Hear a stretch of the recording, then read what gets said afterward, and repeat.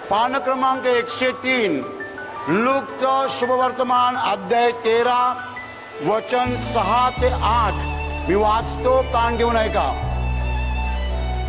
त्याने हा दाखला सांगितला, कोणा एकाचे त्याच्या द्राक्षमळ्यात लावलेले अंजिराचे झाड होते. त्यावर तो फळ पाहावयास आला, परंतु त्याला काही आढळले नाही. तेव्हा त्याने माळ्याला म्हटले, पहा, गेली 3 वर्षे मी या अंजिरावर फळ पाहावयास येत आहे, परंतु मला काही आढळत नाही. ते तोडून टाक. उगाच त्याने जागा तरी का अडवावी. तेव्हा त्याने त्याला म्हटले, महाराज, एवढे वर्ष ते असू द्या, म्हणजे मी त्याच्या भोवती खणून खत घालीन. मग त्याला फळ आले तर बरे, नाहीतर आपण ते तोडून टाकावे. हालेलुया. माझ्या प्रिय भावांनो आणि बहिणींनो, एका माणसाचा एक द्राक्षमळा होता आणि त्या द्राक्षमळ्यामध्ये एक अंजिराचं झाड होतं. आणि द्राक्षमळ्याचा मालक तिकडे येतोय आणि अंजिराच्या झाडावर पाहतोय, फळ पाहतोय, आणि त्याला फळ काही सापडत नाही आहे. आणि जेव्हा फळ मिळत नाही तेव्हा तो माळ्याला बोलावून सांगतो, गेली 3 वर्षे मी या झाडाकडे पाहत आहे, परंतु मला फळ काही मिळत नाही आहे. ते झाड तू तोडून टाक. तेव्हा माळी मालकाला म्हणतो, महाराज, 1 वर्ष अजून ते राहू द्या. मी त्याच्या भोवती खणतो आणि तिकडे खत घालतो. मग त्याला फळ आलं तर बरं, पण आलं नाही तर आपण ते तोडून टाकावं. Hallelujah, hallelujah, hallelujah. माझ्या प्रिय भावांनो आणि बहिणींनो, येशूने हा दाखला का दिला? या अगोदर काही चर्चा चालू होती येशूची लोकांबरोबर की पश्चातापाविषयी. येशूने म्हटलं, जर तुम्ही पश्चाताप केला नाही तर तुमच्या सगळ्यांचा नाश होईल. Hallelujah, hallelujah, hallelujah. पुष्कळ वेळा आपण आपल्या रोजच्या दैनंदिन जीवनामध्ये एवढे गुरफटून गेलेलो असतो, गुंतून गेलेलो असतो असं म्हणण्यापेक्षा मी म्हणतो गुरफटून गेलेलो असतो, की आपण या जगामध्ये का आहोत, आपण कुठून आलो, आपलं भवितव्य काय आहे, आपण जाणार कुठे आहोत, आपलं अंतिम स्थान काय आहे, जीवनाचा हेतू काय आहे, जीवन म्हणजे नक्की काय आहे, यावर विचार करायला, डोकं चालवायला आपल्याजवळ वेळ नाही आहे. तुम्ही आज इकडे आलात आणि तुमच्यापैकी काही जण इकडे दिवसभर आहेत, काही जण दुपारी आलेले आहेत, पण कसं का होईना तुम्ही तुमच्या जीवनामध्ये पॉज घेतलेला आहे. याला इंग्रजीमध्ये पॉज म्हणतात. पॉज म्हणजे थोड्या वेळासाठी थांबणं. थोड्या वेळासाठी तुम्ही थांबलेला आहात. जे रहाट गाडगं आपण रोजचं वाहतो त्याच्यामध्ये आपण थोडा वेळ थांबलेलो आहोत. सकाळी उठायचं, प्रातर्विधी आटपायचे आणि कपडे करून कामाला जायचं, रात्री यायचं, वेळेवर पण नाही, उशिरा जेवायचं आणि झोपायचं आणि पुन्हा सकाळी उठायचं. हे एक रहाट गाडगं आहे आणि त्या रहाटाला आपण सगळे जुंपलेलो आहोत. आणि आपण या जगामध्ये का आलेलो आहोत, जीवनाचा हेतू काय आहे, जीवन कशासाठी आहे, आपल्याला जायचंय कुठे, एक दिवस ह्यावर आपण जरासा देखील विचार करत नाही. जी माणसं स्वतःला फार बिझी समजतात, बिझी हा शब्द आता सगळ्यांना माहित आहे, आपण म्हणू शकतो मग्न किंवा कार्यमग्न, गर्क, अशी माणसं धावती असतात, पळती असतात, त्यांना विचारलं की बाबा रे तू सगळं कशासाठी करतोयस? माहित नाही. तू मेल्यावर ही सगळी संपत्ती कुणाची होणार आहे? माहित नाही. तू मेल्यावर जाणार कुठे आहेस? माहित नाही. अरे सगळंच जर माहित नाही तर एवढी धावपळ कशाला करतोस? माझ्या प्रिय भावांनो आणि बहिणींनो, प्रभू येशूने या ठिकाणी हा जो दाखला दिलेला आहे तो पूर्ण मानव जातीसाठी आहे. परमेश्वर तुमच्याकडे आणि माझ्याकडे कसा पाहतोय ते येशूने सांगितलेलं आहे. जेव्हा एक माणूस त्याच्या शेतामध्ये झाड लावतो तेव्हा तो कशासाठी लावतो? तुम्ही आंब्याचं झाड लावलं आणि त्याला जर आंबे आलेच नाहीत तर तुम्ही त्या झाडाचं काय करणार? तोडून टाकणार. कोण माणूस आहे की जो आंबे न देणारं झाड तसंच ठेवेल? तुम्ही शेतकऱ्याला विचारा. आम्ही केळ झाडं लावतो, इकडे वसेला केळी लावतात आणि काही केळी वांज निघतात, म्हणजे त्याला लोंगर येतच नाही. मग लोक काय करतात? ती वांज केळ काढून टाकतात. माझ्या प्रिय भावांनो आणि बहिणींनो, जर आपण आपल्या शेतात लावलेलं झाड जर फळ देत नसेल तर काढून टाकतो, तर येशूला काय शिकवायचं आहे ते समजून घेऊया आपण. या जगामधला प्रत्येक मनुष्य म्हणजे परमेश्वराने लावलेलं झाड आहे. या जगातला प्रत्येक मनुष्य म्हणजे परमेश्वराने लावलेलं झाड आहे. जर या झाडाने फळ दिलं नाही, पुढे काय बोलायचं तुम्हाला माहित आहे? मी पुढे काय बोलणार तुम्हाला माहित आहे? माहित आहे तुम्हाला? जर या झाडाने फळ दिलं नाही तर परमेश्वर काय करेल? बोला बोला, जोरात बोला. भीती वाटते तरी बोला. बोलायला भीती वाटते तरी बोला. काय करेल? झाड तोडून टाकेल. झाडाला आवडो की न आवडो. असं कोणतं झाड आहे की जे मालकाचा हात पकडू शकते आणि कोयता थांबवू शकते? आहे झाड असं? अहो, 100 फुटी झाड, त्याचा 15 ते 20 मीटर खोड, त्याच्या प्रचंड फांद्या, काहीही करू शकत नाही माणसाने कापायचं ठरवलं तर. तुम्ही कधी ऐकलंय की एक माणूस झाड कापायला गेला आणि मग झाडाने त्याच्या हल्ला केला आणि दोघांची जुंपली? ऐकलंय? ऐकलंय कधी? एक मोठं झाड होतं, एक माणूस कापायला गेला, मग झाड त्याच्यावर आलं आणि दोघांची लढाई झाली. ऐकलंय कधी असं? अशी बातमी कधी आली पेपरला? नाही आली. झाड जे आहे त्याच्यावर 100% अधिकार माणसाचा आहे. तसा या सगळ्या झाडावर 100% अधिकार देवाचा.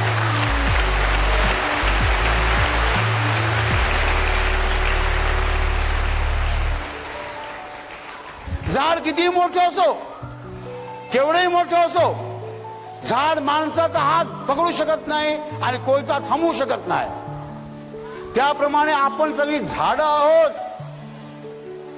आपल्यावर त्याचा पूर्ण अधिकार आहे. पूर्ण पूर्ण पूर्ण शब्द महत्वाचा आहे की मानवी जीवनावर परमेश्वराचा संपूर्ण अधिकार आहे. माझ्या प्रिय भावांना आणि बहिणींनो, ज्या क्षणाला तुम्ही म्हणाल की माझ्या जीवनावर परमेश्वराचा 100% अधिकार आहे, त्या क्षणाला तुम्ही खरे श्रद्धावंत होता.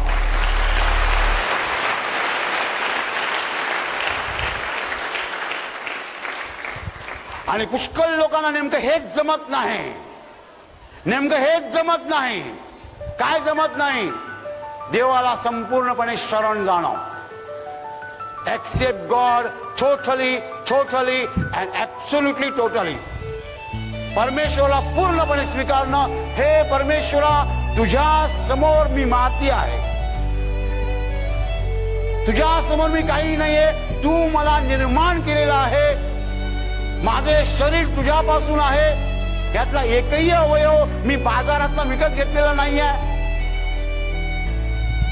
मी हे पूर्णपणे कबूल करतो, संपूर्णपणे मी तुझा स्वीकार करतो, तुला मी संपूर्णपणे शरण येतो. हालेलुया. माझ्या प्रिय भावांनो आणि बहिणींनो, मी जे आतापर्यंत बोललो ती सगळी पार्श्वभूमी होती, प्रस्तावना होती, सिनेमातला इंडियन भाग होता. आता माझं प्रवचन खरं सुरू झालेलं आहे आणि ते असं आहे, कान देऊ नये का, तुम्हाला आणि मला मेल्यानंतर स्वर्गात घ्यायचं की नाही घ्यायचं हे पूर्णपणे देवावर अवलंबून आहे.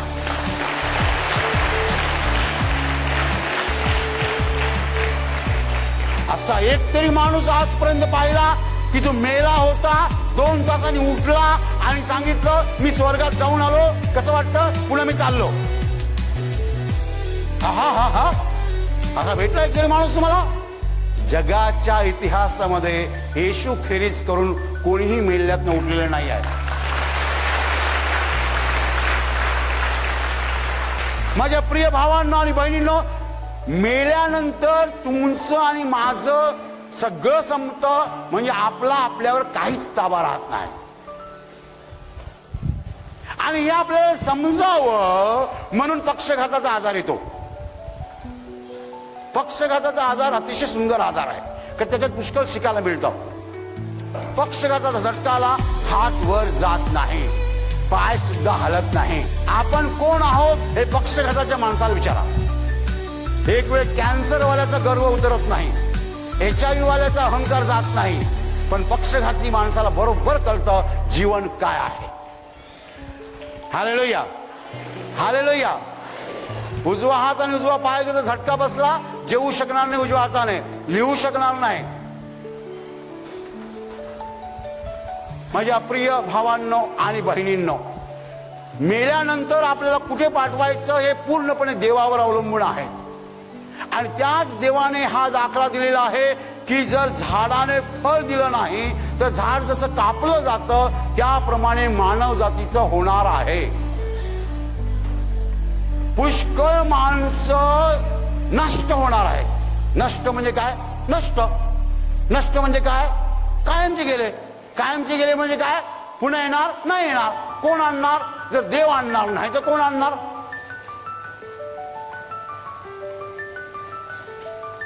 कधी विचार केला याच्यावर?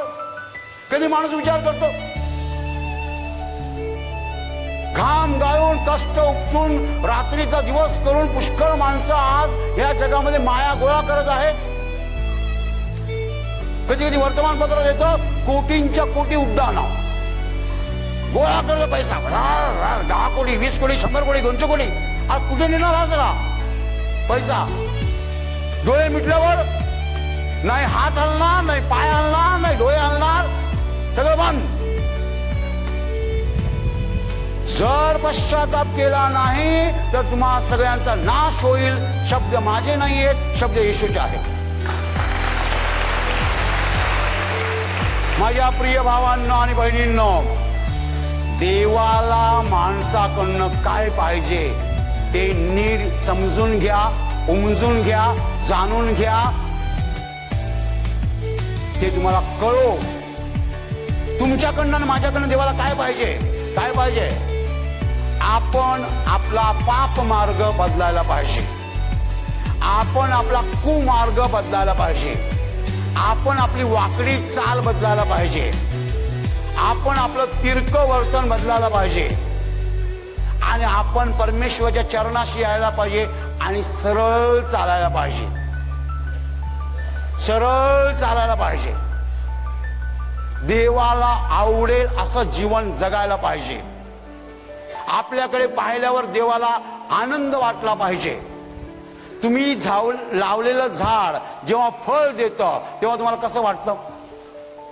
तुम्ही तुमच्या घराच्या शेजारी जर एक झाड लावलं, लिंबूचं झाड लावलं आणि ते लिंबूचं झाड जर फळांनी भरून गेलं, ती लिंबू बघून तुम्हाला कसं वाटतं? बरं वाटतं ना? त्याप्रमाणे आपल्या जीवनाकडे पाहिल्यावर देवाला बरं वाटलं पाहिजे. एक माणूस येतो, एवढा मोठा सुरा घेतो, एका माणसाला पकडतो, गळ्यावर सुरा मारतो, त्या माणसाला ठार करतो. त्या माणसाला ठार करतो. हे सगळं दृश्य देव स्वर्गातनं पाहतो. तेव्हा देवाला त्या मारणाऱ्याबद्दल काय वाटतं? काय वाटतं? देव म्हणतो हे झाड मला तोडून टाकायला लागेल. हा माणूस पुन्हा कुठेही दिसणार नाही. नीट कान देऊ नये का मला काय म्हणायचं आहे? देव जेव्हा एखाद्या माणसाला नष्ट करतो तेव्हा तो नष्ट करतो म्हणजे तो कायमचा नष्ट होतो. त्याला पुन्हा जीवनात कोण आणणार? त्याला जिवंत कोण करणार? जर देवाने नष्ट केलं तर माणसाला जीवन कसं मिळणार? माझ्या प्रिय भावांनो आणि बहिणींनो, जी माणसं मेलेली आहेत त्यांच्यातील जे स्वर्गात जाणार आहेत ते आपल्या नजरेस पडतील, कारण आपण सगळे स्वर्गात जाणार आहोत. Hallelujah, hallelujah. पण तुमचे नातेवाईक आणि माझे नातेवाईक जर स्वर्गात आपल्याला भेटले नाही तर संपले म्हणून समजा. कधीच भेटगाठ नाही. मग जो तुम्हाला आणि मला स्वर्गात भेटणार नाही तो नष्ट झालेला आहे म्हणून समजा.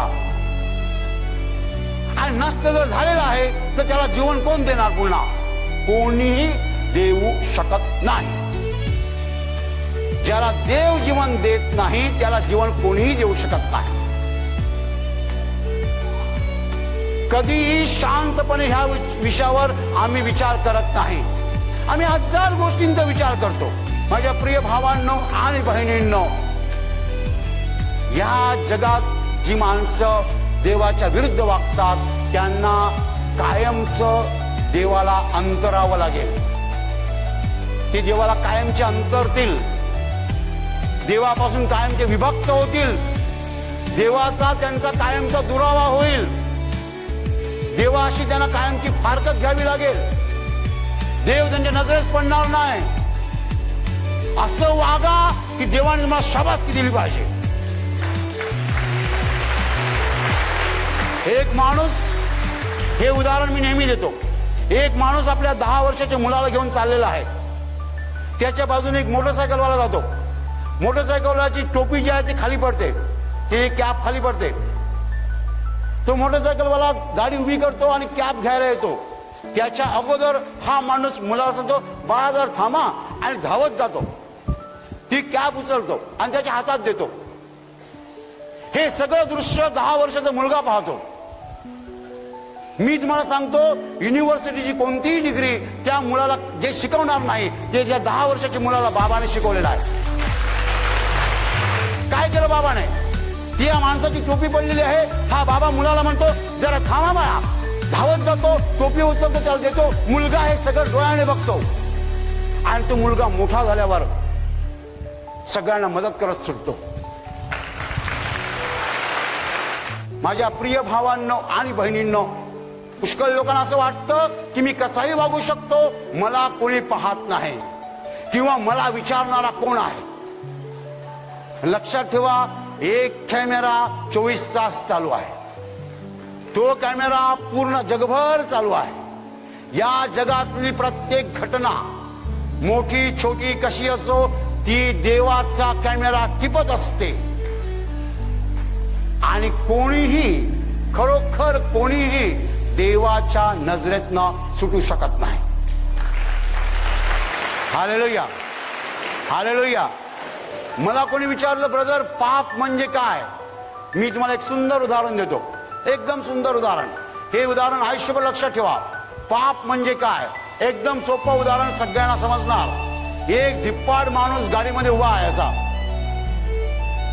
आणि त्याच्या बाजूला एक तरुण मुलगा आहे 15-20 वर्षाचा. आणि त्या तरुण मुलाचं अंग यायला लागलं या माणसाला, तेव्हा हा माणूस जोरात त्याच्या थोबाडीत मारतो. तो मुलगा गाडीत खाली पडतो आणि रडायला लागतो. तो माणूस धिप्पाड असतो, तो मुलगा काही करू शकत नाही. हा मुलगा घरी जातो, आईला सांगतो, आई मला एका माणसाने जोरात थोबाडीवर मारलं. त्याची आई रडते, पण आई काही करू शकत नाही. हा धिप्पाड माणूस घरी जातो आणि घरच्यांना सांगतो, आज एकाला असा फटकावला ना, आज एकाला असा फटकावला ना. या घटनेला 15 दिवस निघून जातात. 15 दिवसानंतर त्याची मुलगी त्याला घरामध्ये येते, पप्पा पप्पा. हा माणूस मुलीकडे बघतो, मुलीला सांगतो, मीना मीना इकडे ग. मीना तुझ्या उजव्या गालावर मला काहीतरी मला सफेद सफेद दिसतं. जा आणि आरशात बघ. ती जाऊन आरशात बघते. पप्पा माझ्या गालावर पांढरा डाग आलेला आहे. पप्पा म्हणतात कपडे कर, लगेच डॉक्टरकडे चाल, पैसे भरपूर आहेत. हा माणूस आपल्या मुलीला घेऊन डॉक्टरकडे जातो. डॉक्टर मुलीला बघतो. डॉक्टर म्हणतात मी औषध देतो. औषधं घेतली. 15 दिवस, 1 महिना, डाग पूर्णपणे मोठा झाला. पूर्ण गाल पांढरा. एक गाल फक्त, दुसरा गाल तसाच आहे. आणि मग हा माणूस हवालदिल होतो. हवालदिल फार सुंदर शब्द आहे. कसा होतो? हवालदिल. काय करायचं कळत नाही. हिंदीमध्ये ते लोक परेशान म्हणतात, आपण मराठीमध्ये हैराण म्हणतो. हैराण होतो. अजून एका डॉक्टरकडे. डॉक्टर म्हणतात आम्ही आमचे प्रयत्न करतो, यश येणं आमच्या हातात नाही. अजून 2-3 महिन्याने काही फरक पडत नाही. डाग तसाच राहतो. आणि मग कुणीतरी जर सांगतं वसईला भुईगावला एक आशीर्वाद प्रार्थना केंद्र आहे, तिकडे लोक बरे होतात. आणि हा माणूस इकडे येतो. असा विपाट ना बघतो तर इकडे सगळी बावळट माणसं आहेत.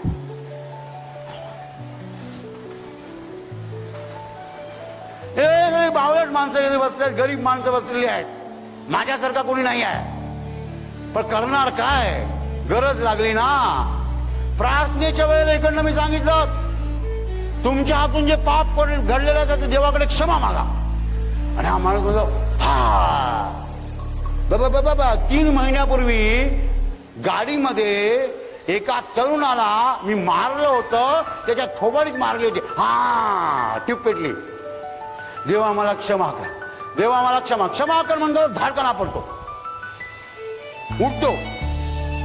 संध्याकाळी जातो घरी. आणि मुलं मीना जर इकडे ग मीना तुझ्या चेहऱ्याचा डाग मग कमी झालेला दिसतो. त्या दिवसापासून तो डाग कमी कमी होत जातो. आणि 15 दिवसामध्ये डाग पूर्णपणे नष्ट होतो.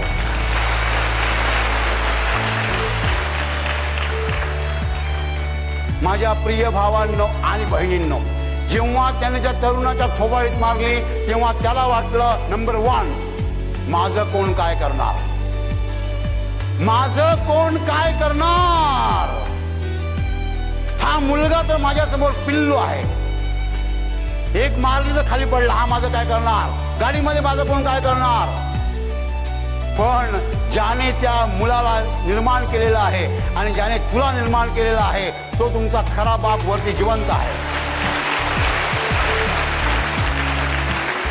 आणि त्याला थोबाडीत मारायची गरज नाही आहे. देव खाली उतरून आपल्या थोबाडीत नाही मारणार. अरे थोबाडीत मारण्यापेक्षा गाल सफेद झाला हे काय शिक्षा आहे.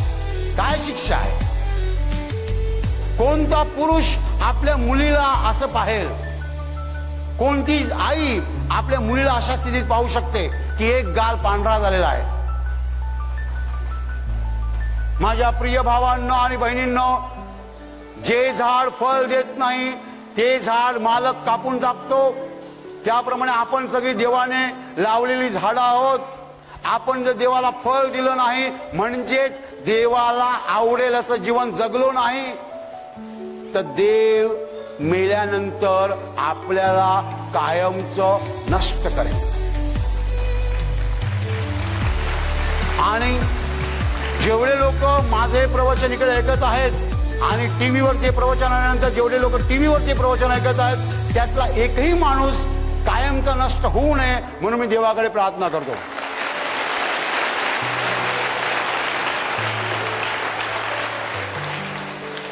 माझ्या प्रिय भावांनो आणि बहिणींनो, आपण आपला मार्ग बदलावा ही देवाची इच्छा आहे. आपण पश्चाताप करावा ही देवाची इच्छा आहे. आपल्या जीवनातलं पाप आपण काढून टाकावं ही देवाची इच्छा आहे. आपण मागे फिरावं ही देवाची इच्छा आहे. आणि कुठेतरी आपण भानावर यावं, शुद्धीवर यावं ही देवाची इच्छा आहे. जो माणूस पाप करतो तो भानावर नाही आहे. जो मनुष्य पापबंधनात अडकलेला आहे तो माणूस शुद्धीवर नाही आहे. देवाची इच्छा आहे की आपण शुद्धीवर यावं आणि आपण देवाकडे वळावं, मागे फिरावं. परमेश्वराच्या चरणी रमावा, परमेश्वराकडे प्रार्थना करावी, परमेश्वराची आराधना करावी, प्रार्थनेचा मार्ग अवलंबावा, सैतानाचा हिंसेचा मार्ग सोडून द्यावा.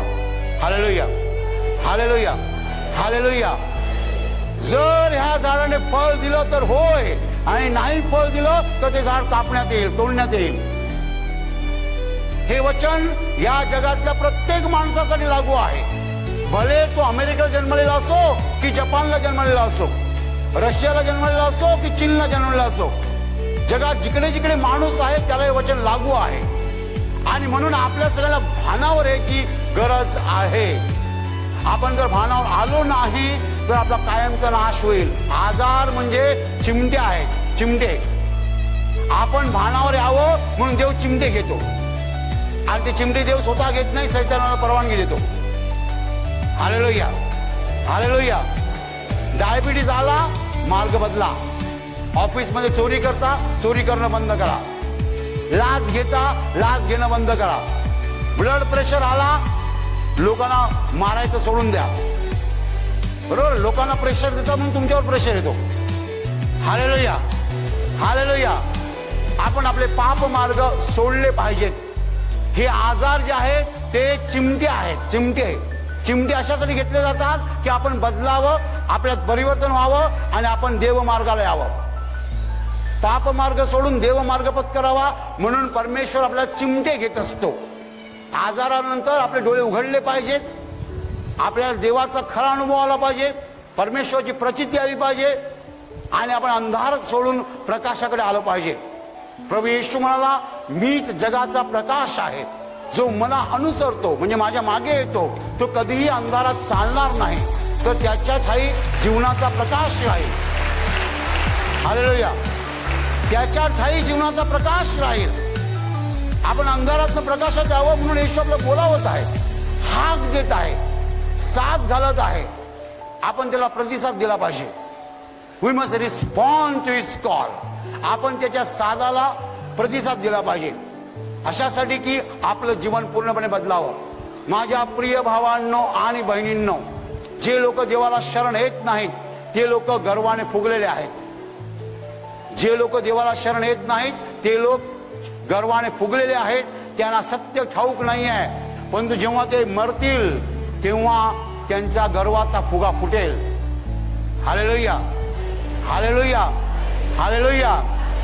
टायटॅनिक नावाची मोठी बोट जेव्हा तयार झाली तेव्हा टायटॅनिक बनवणाऱ्याला विचारण्यात आलं, तुला या बोटीविषयी काय वाटतं?